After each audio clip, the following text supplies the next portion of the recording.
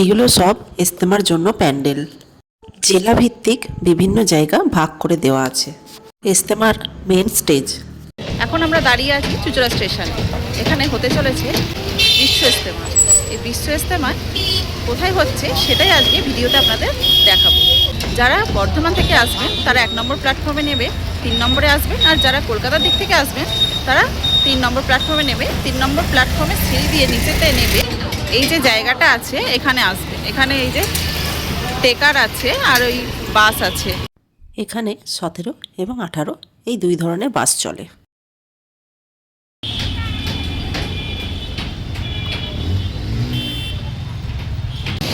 যারা নৈহাটি বড়মা ফেরিঘাট হয়ে আসবেন তারা চুঁচুড়া বড়মা ফেরিঘাটে নেবে, ওখান থেকে এই 17-18 সেম বাসেই উঠবেন।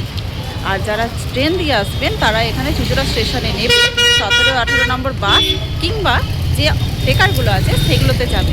বিশ্ব ইজতেমাটা হচ্ছে হুগলি জেলার কৈনার নামক একটি গ্রামে। তো চলুন সেখানে আজকে নিয়ে যাই।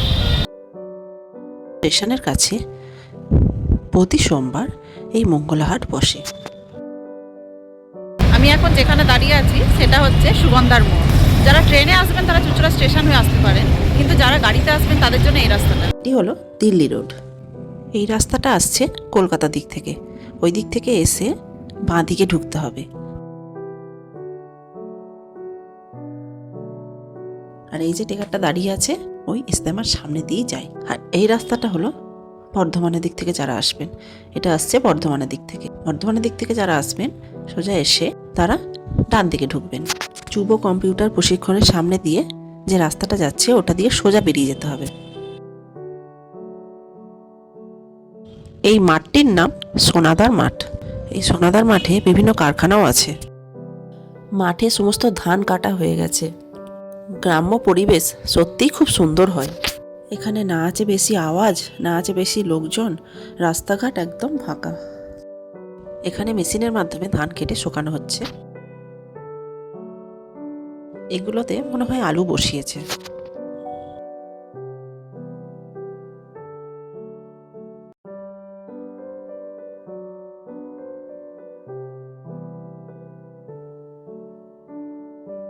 আমরা এই দিক দিয়ে এসেছি আর ওই দিকটাতে যাচ্ছি।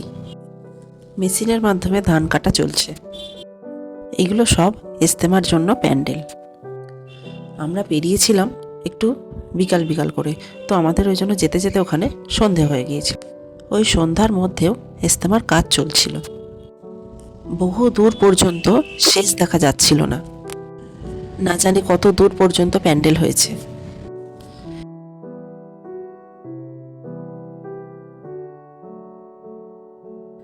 আমাদের এই ভিডিওগুলি যদি আপনাদের ভালো লাগে তাহলে লাইক, শেয়ার ও সাবস্ক্রাইব করতে ভুলবেন না।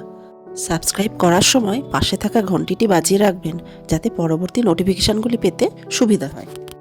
2026 সালের জানুয়ারি মাসের 2, 3, 4 এই ইজতেমাটি হবে। বিশ্ব ইজতেমা হলো ইসলাম ধর্মের একটি বিশাল ধর্মীয় জমায়েত। বিশ্বের বিভিন্ন দেশ থেকে মুসলিমরা এখানে অংশগ্রহণ করবেন। এই বিশ্ব ইজতেমাতে নামি দামি মৌলবী বা ইসলামীয় ধর্মগুরুরা বাণী প্রচার করেন, 5 টাইম নামাজ পড়েন, ঈশ্বরের উদ্দেশ্যে প্রার্থনা করেন। আর শেষ দিন থাকে হৃদয় ছুঁয়ে যাওয়া প্রার্থনা। এটি হচ্ছে পুইনান। এখানে ইজতেমাটা হচ্ছে।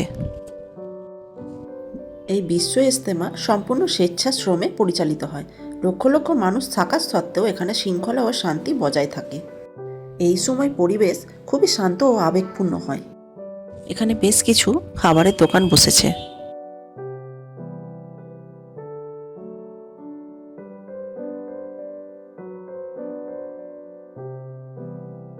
এটি হলো ইজতেমার মসজিদ। যেহেতু আমরা সন্ধ্যাবেলায় গিয়েছিলাম তাই সন্ধ্যার নামাজ পড়ার জন্য সবাই ওযু করছিলেন আর এই মসজিদের মধ্যেই সবাই নামাজ পড়তে যাচ্ছিলেন। এখানে মেয়েদের ঢোকা বারণ, তাই আমি ভিতরে যেতে পারিনি, যেটুকু ভিডিও করেছি বাইরে থেকেই।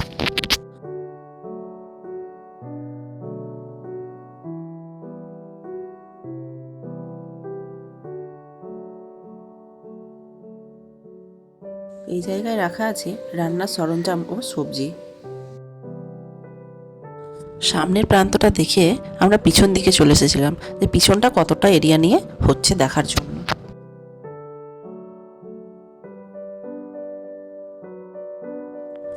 এটি হলো ইজতেমার মেন স্টেজ।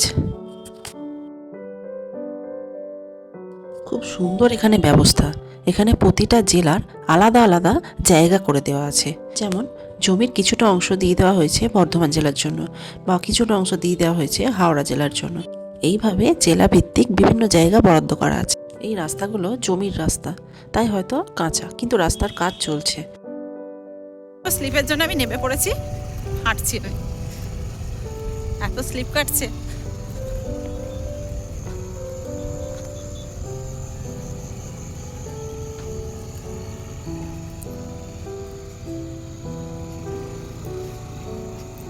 বহু কচুরিপানার ফুল ফুটেছে, কিন্তু যেহেতু সন্ধ্যা তা কিছুই দেখা যাচ্ছিল না। এই দিকটা হচ্ছে ইজতেমার শেষ প্রান্ত। ইট পেতে এই রাস্তাগুলো সমান করা হচ্ছে। এখানে দাঁড়িয়ে আছে আমার হাজবেন্ড, আমার ভাই, মামা, আর এটা আমার ভাই।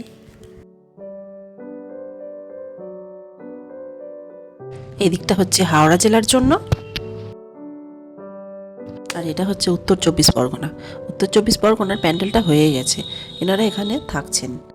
আমি চুচড়া স্টেশন এবং দিল্লি রোডের রাস্তাটি বলে দিয়েছি, আর যারা হাই রোড দিয়ে আসবেন তাদের জন্য এই রাস্তাটি। এই জায়গাটির নাম হচ্ছে মহেশ্বরপুর, তবে স্থানীয় মানুষরা এটিকে মহেশাপুর নামেই চেনেন। এদিকটা হচ্ছে কলকাতার সাইডের রাস্তা। যারা কলকাতা থেকে আসবেন তারা নিচে নেবে ডান দিকে যাবেন, আর এদিকটা হচ্ছে বর্ধমানের দিক থেকে আসার রাস্তা। যারা ওই দিক দিয়ে আসবেন, বর্ধমান থেকে যারা আসবেন, তারা নিচে নেবে বাঁ দিকে ঢুকবেন। মহিষাপুর থেকে 5-7 মিনিট যাওয়ার পরেই পুইনারে পৌঁছে যাবেন, যেখানে হচ্ছে এই ইজতেমাটি। আজকের ভিডিওটি এই পর্যন্তই। দেখা হবে অন্য একটি ভিডিওতে। সুস্থ থাকবেন, খুব আনন্দে থাকবেন, আর আমাদের সাথে থাকবেন।